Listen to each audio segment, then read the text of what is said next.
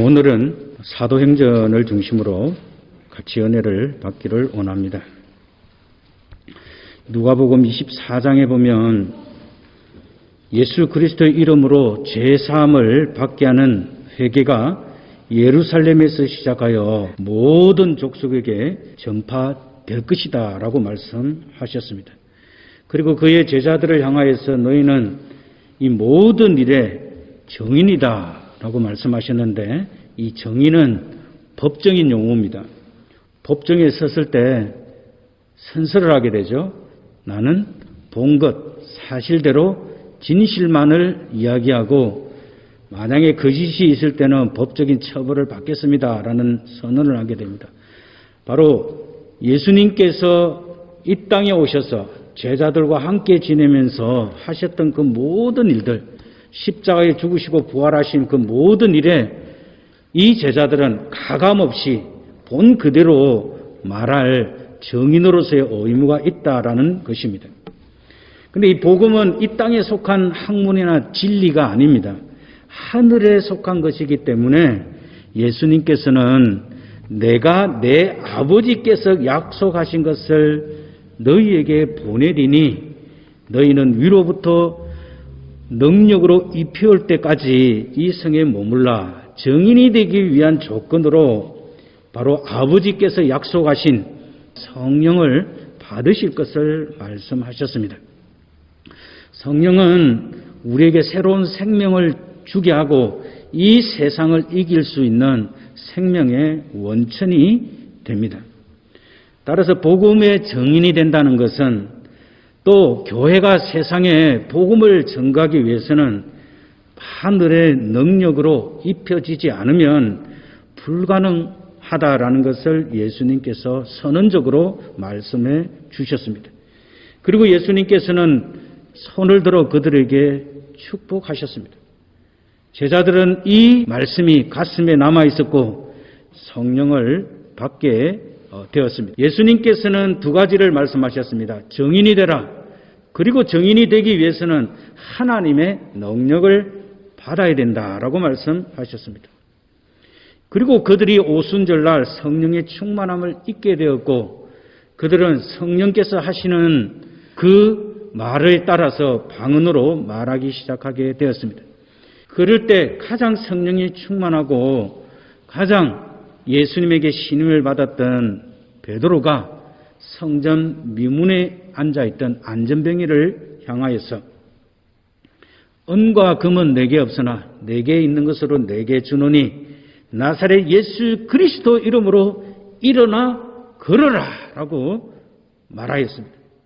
그리고 그의 손을 잡아 일으켰더니 그가 걷고 뛰고 찬송하는 놀라운 일이 일어나게 되었고 그 40평생을 성전 아름다운 문에서 남에게 구걸하며 지내던 그 인생에서 그가 걷고 뛰게 되었으니 성전 안에 들어가서 하나님을 찬양하고 또 하나님께 또 찬양하고 또 찬양하며 너무 기쁨이 충만하게 되었습니다.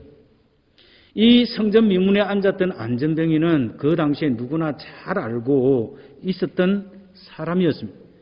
그가 회복되었으니 사람들이 이 사람이 어떻게 해서 이렇게 나을 수 있는가라는 그 표정으로 이 안전병이를 쳐다보게 되었습니다. 그리고 그가 베드로를 통하여서 회복이 되었을 때 오늘 11절에 보면 나은 사람은 지금 안전병이를 이야기하고 있거든요. 베드로와 요한을 붙잡으니라고 말하고 있습니다. 이 붙잡았다라는 말은 원어는 좀 재미있는 표현을 썼어요. 어깨에 매달렸다라는 뜻입니다. 얼마나 베드로와 요한이 감사하고 또 얼마나 귀하겠습니까? 따라서 이 안전병이는 많은 사람들에게 베드로와 요한이 나를 고쳤다라는 것을 알리기 위한 것이었고 사도들을 향한 그 고마움, 그것을 표시하기 위한 것이었습니다. 이 안전병이는 믿음의 사람을 붙들기를 원했다라는 것을 우리는 읽을 수 있습니다. 우리는 이 세상을 살아가면서 누구를 붙드는가? 나는 지금 누구를 붙들고 있는가? 우리가 한번 생각해 볼 필요가 있습니다. 나를 가까이 하는 사람이 믿음 있는 사람인가? 아니면 굉장히 세상적인 사람인가? 나서기를 좋아하는 사람인가? 아니면 그리스도 앞에 겸손하며 그에게는 그리스도의 향기가 있고 하나님의 사람의 냄새가 나는 사람인가를 우리는 체크해 볼 수 있어야 합니다.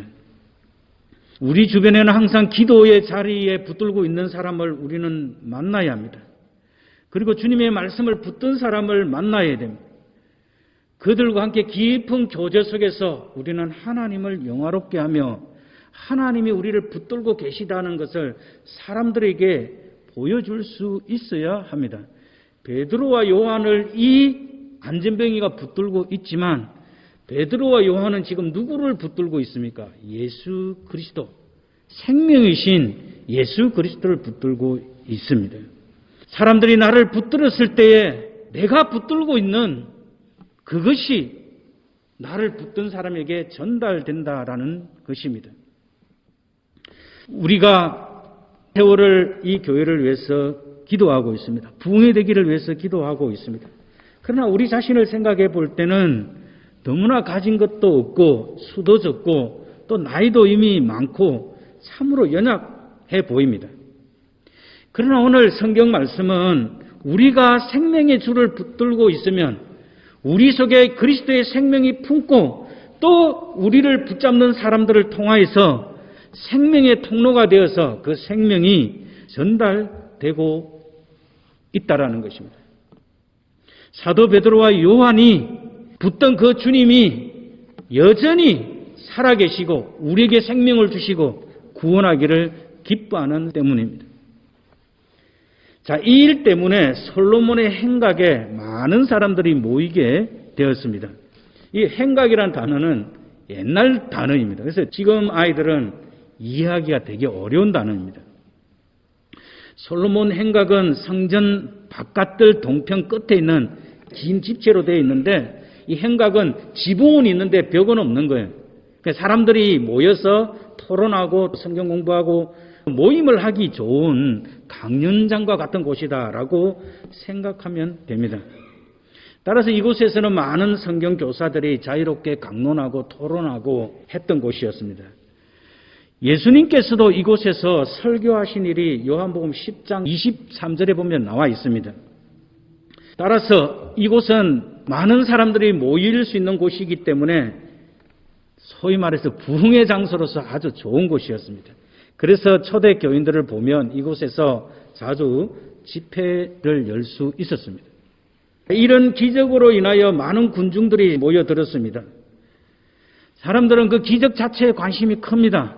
그러나 사도들은 일반 사람들과는 다른 시각을 가졌는데 그것이 무엇이냐면 기적을 베풀어 주신 분에 대해서 하나님이 증거하실 기회를 주시는구나 이렇게 생각했다라는 것입니다.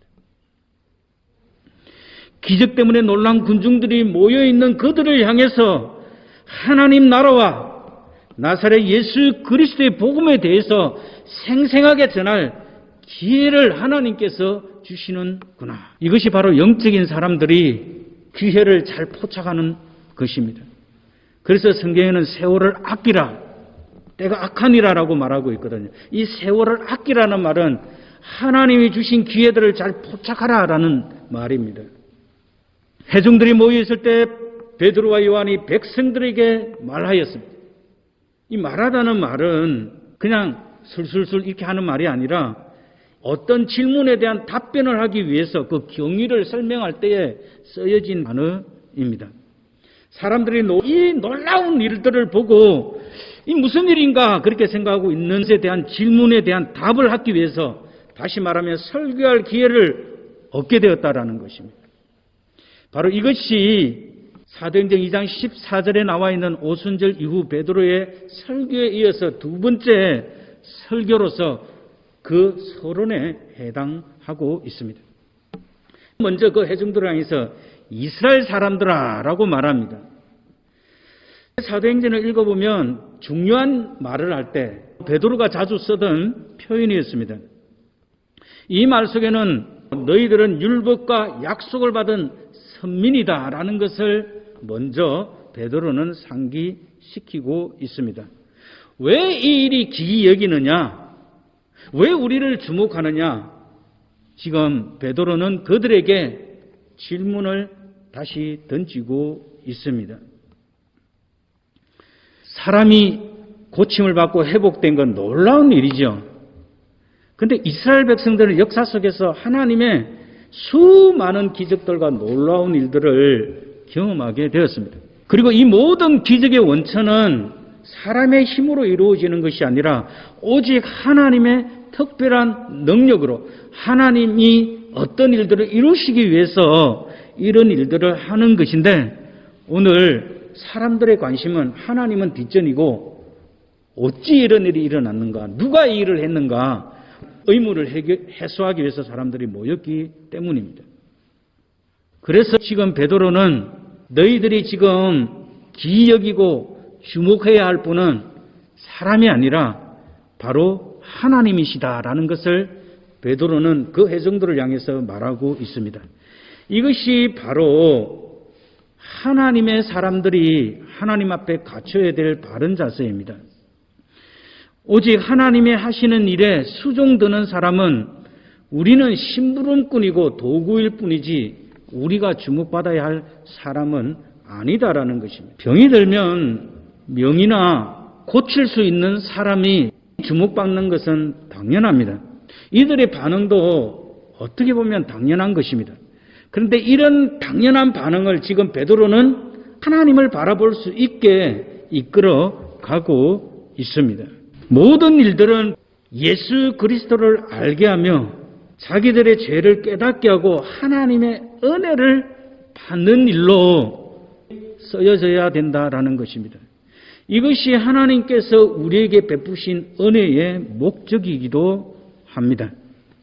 따라서 베드로는 아브라함과 이삭과 야곱의 하나님을 이야기합니다. 우리 이 아브라함과 이삭과 야곱의 하나님은 출애굽기에서 최초로 사용된 표현이며, 이 말은 유대 사람들에게 자신들이 하나님의 백성이며 하나님의 언약 관계에 있는 자다라는 말을 실감하는 말입니다. 따라서 이 베드로가 이렇게 말했을 때는 자신들이 지금 증거하고 있는 예수 그리스도는 율법과 예언에서 멀리 떨어진 새로운 종교를 말하는 것이 아니라 구약 성경의 완성자이신 예수 그리스도에 관한 복음을 말하기를 원한다라는 것입니다. 성경은 아브라함과 이삭과 야곱의 하나님이다라고 말할 때는 이것은 하나님은 죽은 자의 하나님이 아니라 산 사람의 하나님이시라는 것입니다. 다시 말하면 하나님은 어제나 오늘이나 영원토록 살아계신 하나님이시라는 말입니다. 하나님은 역사 속에서 살아 계시면서 지금도 역사를 주관하시고 역사를 이끌어가는 것입니다. 하나님은 이 땅의 모든 일들을 통하여서 인간의 불행이나 인간의 행복이나 인간이 좋아하든 싫어하든 모든 일들을 통하여서 하나님은 예수 그리스도를 그 역사 속에서 알기를 원한다라는 것입니다. 이스라엘 백성들에게 베드로가 그렇게 말할 때는 우리가 믿고 있는 그 하나님이 지금 이렇게 했다라는 것입니다. 우리 조상 때부터 하늘에서 만나를 주시고 먹을 것과 입을 것을 주시고 가나안 땅에 가서 살게 하시고 영화로운 그 성전을 짓게 하셨고 하나님을 마음껏 섬길 수 있는 그 하나님의 역사 가운데 이 일이 일어났다라는 것입니다. 그런데 그렇게 하고 나서 이 베드로는 그 종 예수 그리스도를 영화롭게 했다라고 먼저 선포합니다. 그 종이라는 말은 이사야서 42장에 나와 있습니다. 그리고 이사야 53장에 나와 있습니다. 이 종은 사람들이 그 시대의 메시아를 기다렸던 그 하나님 아들로서 영광스러운 모습이 아니라 구속자로 오셔서 세상으로부터 배척과 능욕을 당하시고 십자가에 죽기까지 고난을 당하셨던, 그리고 말 한마디도 하지 아니하시고 아무런 항변도 없이 모든 세상의 죄를 지시고 죽으신 하나님의 어린 양으로서 하나님의 종으로서 그 모든 일을 담당하신 그 예수 그리스도를 말하는 것입니다. 이 종을 우리 조상의 하나님이 영화롭게 하셨다라는 것입니다. 예수님이 어떻게 영화롭게 되셨습니까? 그가 종으로 죽었지만 하나님은 3일 만에 부활시키시고 성천시키셔서 그리고 지금은 하나님 보좌 우편에 앉아 계신 것입니다. 베드로는 계속해서 이야기합니다. 그들을 향해서 그 예수 그리스도는 하나님의 약속된 메시아고 아들이었다라는 것입니다. 그리고 나서 사도 베드로는 유대인들의 죄를 신랄하게 공격합니다. 너희들이 예수를 배척했다. 그것을 두 가지로 이야기하고 있는데 먼저는 예수 그리스도를 넘겨주었다라는 것입니다. 이것은 십자가에 예수 그리스도를 못 박도록 로마 통치자에게 이방인 집권자들에게 빌라도에게 넘겨주었던 사실을 말해주는 것입니다. 그리고 예수 그리스도를 부인했다라고 말하고 있는데 이것은 빌라도는 예수님에게 죄를 찾지 못했다고 예수님이 무죄라는 것을 말하였습니다. 그런데 이스라엘 백성들은 바라바를 선택하고 예수를 부인하고 십자가에 못 박으라고 외쳤던 그 사실에 대해서 지적하고 있습니다. 그 당시 유대인들은 그 일을 저질렀고 백성들도 다 알고 있는 일이지만 그것이 죄라는 것을 몰랐습니다. 오늘 베드로는 이 설교를 통해서 그들의 죄를 깨우치기 위해서 통렬하게 책망하고 있는 것입니다. 우리가 언제 하나님을 붙듭니까? 우리가 하나님 앞에 죄인임을 심각하게 인식하고 그 죄의 무서움을 알 때 하나님의 자비를 구하고 두 손 들고 나올 수 있기 때문입니다. 그리고 사도 베드로는 계속해서 예수님이 어떤 분인가를 증거하면서 거룩하고 의로운 자였다라고 말합니다. 거룩하다라는 말은 하나님의 아들을 가리키는 단어입니다. 그리고 의롭다는 말은 모든 불의에서 완전히 떠나서 절대로 공의로우신 분이다라는 뜻입니다. 따라서 거룩하고 의로운 자란 구약에서 말하고 있는 메시아의 칭호입니다.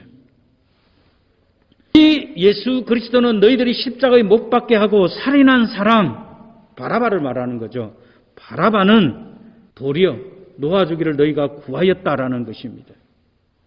이스라엘 백성들의 그 마음의 사악함이 그대로 드러나고 있는 것입니다.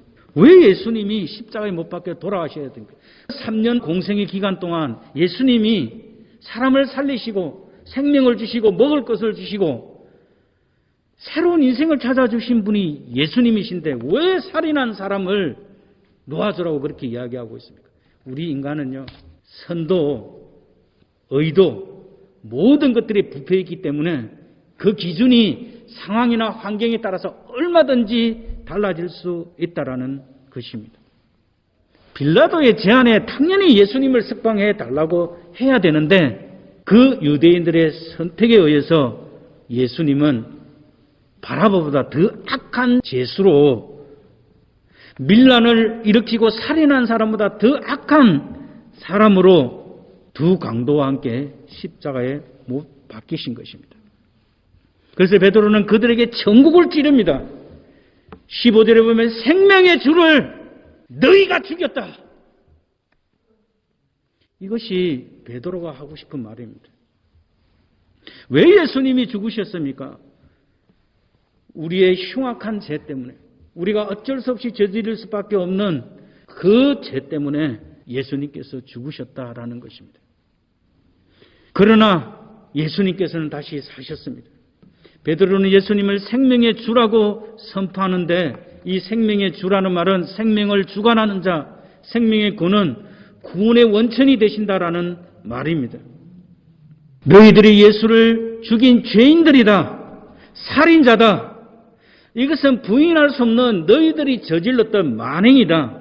베드로와 요한이 오순절 전까지만 해도 두려웠고 숨어 지냈던 그들의 생명을 구하기 위해서 피해 있었던 그런 자들입니다. 그런데 오늘 이 사도들은 이 담대한 증거를 할 수 있는 것이 바로 하늘로부터 오는 그 능력을 힘입었기 때문입니다. 그리고 베드로는 하나님이 죽은 자 가운데 다시 살리셨다라고 말합니다. 예수님은 죽으셨지만 그 구속 사역을 이루시기 위해서 죄와 사망을 완전히 패하시기 위해서 생명의 주이심을 증거하시기 위해서 하늘과 땅의 권세를 가지신 그리스도이심을, 하나님의 아들이심을 증명하기 위해서 하나님이 예수님을 죽은 자 가운데서 다시 살리셨습니다. 그러면서 오늘 베드로는 우리가 이 일의 증인이다라고 말합니다. 우리도 이 세상을 살면서 베드로처럼 증인의 사명을 잘 감당할 수 있어야 합니다. 예수님께서 사람을 만나게 하시는 일들을 통하여서 예수 그리스도의 복음을 전할 수 있는 생생한 증인이 되기 위한 그 마음의 준비, 그 영적인 준비를 잘 하고 있어야 한다는 것입니다. 그러면서 결론적으로 그 이름을 믿음으로 너희가 보고 아는 이 사람을 온전케 하였으니 예수로 말미암아 난 믿음이 너희 모든 사람 앞에서 이와 같이 완전히 낫게 하였느니라 라고 말합니다. 사도 베드로는 이 일을 통하여서 자신들이 이 사람을 고친 것이 아니라는 것을 거듭거듭 말하고 있으며 예수님께서 너희들이 죽였으나 그는 다시 살아나셔서 우리 인생 가운데 찾아오시고 역사해 주셔서 이 사람을 낫게 했다라는 것입니다. 그 예수 그리스도의 이름이 이 사람을 온전케 하였다라는 것입니다. 우리가 할 수 있는 것은 모든 사람들에게 예수 그리스도의 이름을 주는 것입니다. 예수 그리스도의 이름을 주게 될 때 그 이름이 그 사람 속의 역사에서 믿음으로 하나님이 하시고자 하는 일들을 나타내신다라는 것입니다. 고통을 당하는 자에게 자유함을 줄 수 있습니다.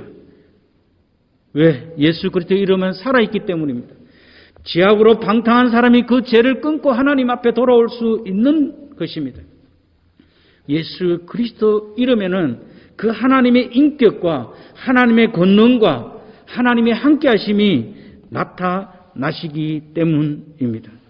그리스도는 죽은 자의 하나님이 아니십니다. 산 자의 하나님이시기 때문입니다.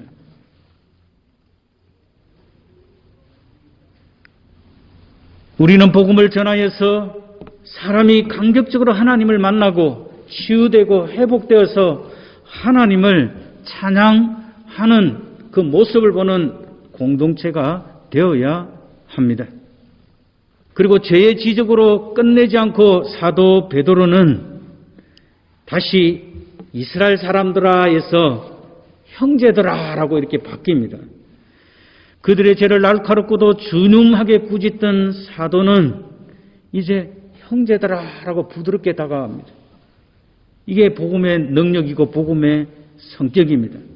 이것이 우리가 사람들에게 해야 될 권면의 성격임을 우리들에게 이야기해 주고 있습니다. 우리가 이런 부드러움, 따뜻함, 온화함, 그들을 사랑함, 그들이 예수 믿지 않으면 멸망당할 수밖에 없는 그 안타까움이 들어있을 때 그 화제를 이제 바꾸어서 형제들아라고 말합니다. 이것은 베드로 가슴 속에 들어있는 예수 그리스도의 사랑에 들어있는 말의 표현입니다. 우리는 죄에 대해서는 단호하지만 복음을 전가할 때는 부드럽고 따뜻한 언어, 행동을 사용하여야 한다는 것을 보여주고 있습니다. 그러면서 그들을 철저하게 변호해 줍니다.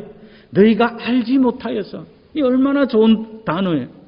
죄에 대해서 핑계할 수 없을 정도로 서늘하게 말하였지만 이제는 베드로는 그들 마음의 상처를, 그 마음의 아픔을 싸매어주는 위로를 하고 있습니다. 다시 말하면 청중들로 하여금 회개의 자리에 이를 수 있도록, 은혜 받을 수 있는 자리에 이르도록 베드로는 놀랄 만큼 침착하며 그 단어 속에 사랑의 힘을 가지고 격려하고 있습니다. 그리고 관원들도 그리한 줄 아노라. 관원들은 더 큰 죄가 있는 거죠. 왜 예수님을 십자가에 못 박았습니까? 왜 그렇게 충동질을 했습니까? 이 관원들이 예수님에 대한 지독한 시기심으로 백성들을 충동질하고 선동한 죄는 훨씬 더 큽니다. 그런데 베드로는 그 찢어진 그들 마음도 다 헤쳐져 있지만 그 치료를 생각하여서 관원들도 그리한 줄 아노라라고 말합니다. 의사가 환자의 사정을 봐주면 그 환자는 죽고 맙니다. 환자가 아무리 아프다고 소리 지르고 외쳐도 의사는 그 환부를 도려내야 되고 치료를 해야 그 의사가 훌륭한 의사입니다. 베드로는 그들 마음을 샅샅이 깊은 곳에 있는 그 죄악된 마음을 다 후벼 파내었지만 그들에게 의사이신 예수 그리스도를, 바른 예수 그리스도를, 너희들이 잘못 알고 있는 그 예수 그리스도가 아니라 바른 예수 그리스도를 알려주고 있습니다.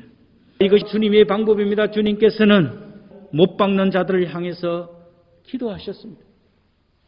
그들이 행한 바를 알지 못함이라고 그를 대신해서 죽으신 그것을 지금 사도 베드로는 그대로 본을 따라서 이야기해 주고 있습니다. 이것이 사람을 굴복시키는 승리의 가장 확실한 방법입니다. 우리가 모든 일들 가운데 내 생각, 내 계획, 내가 옳다고 생각하는 것을 포기하고 하나님의 방법을 따라가면 이길 수 있다라는 것입니다. 우리가 그런 삶을 살아야 된다라는 것입니다.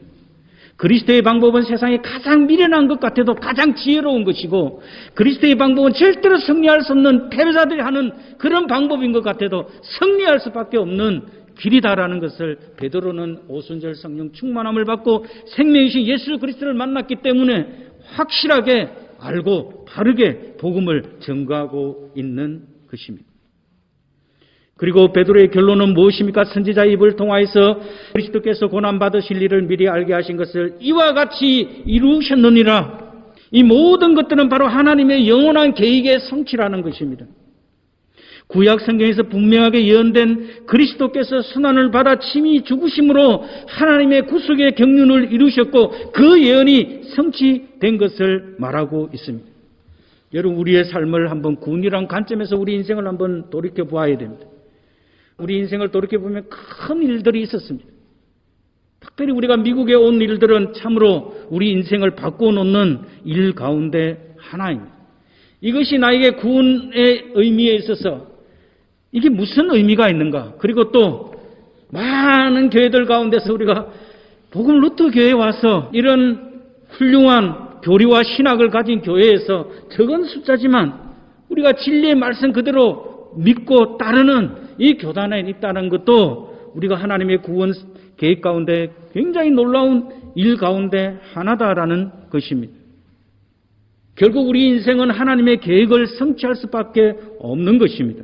그러면서 베드로는 결론적인 이야기를 합니다. 너희가 회개하고 돌이켜 죄 없이 함을 받으라. 이와 같이 하면 새롭게 되는 날이 주 앞으로부터 이를 것이요 라고 말합니다. 하나님은 죄는 미워합니다. 그러나 하나님은 죄인은 사랑합니다. 비록 그리스도를 미워하고 박해하고 죽게 한 그들이지만 그들의 죄는 변명의 여지가 없지만 하나님은 그들에게도 회개할 수 있는 길을 열어주셨고 그 회개를 통해서 하나님의 구원의 은총을 받으라라고 말하고 있습니다. 이 말씀을 읽을 때 우리는 창세기에 나와 있는 요셉이 그 형들을 용서하고 잘못을 저질렀을 때 그 형들에게 했던 말이 생각이 납니다. 두려워 마소서. 당신들은 나를 해하려 하였으나 하나님은 그것을 선으로 바꾸었다라고 고백하였거든요. 바로 이것이 하나님의 마음이라는 것입니다. 그 예수 그리스도를 우리가 죽여서나 하나님은 그것을 선으로 바꾸셨다라는 것입니다. 그리스도의 죽음과 고통은 우리 죄를 위한 용서하심이다라는 것입니다. 그 용서의 근거에서 우리의 구원을 하나님 앞에 구할 수 있고 하나님은 그 예수 그리스도를 보시고 죄 없이 함을 받는 그 은총을 누리는 것입니다. 그냥 단순히 죄를 용서함을 받는다라는 것이 아닙니다. 죄 없이 함을 받는다라고 말하고 있습니다. 이것은 마치 걸레로 더러운 것을 닦아내면 어떻습니까? 그것이 깨끗하게 씻겨지고 그 더러운 것이 다시 있지 않는 것처럼 우리의 죄가 예수 그리스도의 피가 우리의 죄를 터치해버리면 우리의 모든 죄가 흔적도 없이 없어진다라는 것입니다. 그래서 성경은 하나님은 우리의 죄를, 너희 불법을 다시는 기억지 아니한다라는 것입니다. 그리고 새롭게 되는 날을 우리들에게 주십니다. 그래서 이제 새로운 마음으로, 새로운 피조물이 된 그 생각을 가지고 세상을 새로운 마음으로 하나님의 은혜를 힘입어 그 부활의 소망을 가지고 살아가는 은혜를 누릴 것을 말하고 있습니다. 이것이 바로 하나님이 우리에게 주시는 은총입니다. 회개하라는 것은 기분이 나쁠 수 있습니다. 그러나 우리가 진정으로 하나님 앞에 회개하면 하나님께서는 죄를 용서해 주실 뿐만 아니라 유쾌하고 통쾌하며 새롭게 되는 피조물로서 하나님 앞에 부활의 소망을 가지고 살아간다라는 것을 우리들에게 말씀해 주고 있습니다. 우리가 이 부활절을 지나면서 이런 은혜를 누릴 뿐만 아니라 우리에게 임하였던 이 큰 사랑과 이 구속의 은혜를 이웃들에게 전가할 수 있는 우리 모든 복음교회 성도님들이 되시길 주님의 이름으로 축원합니다. 기도하도록 하겠습니다. 살아계신 하나님 아버지, 오늘도 사도 베드로는 참으로 하나님의 능력을 힘입어서 담대하게 생명의 주님을 전가하고 있습니다.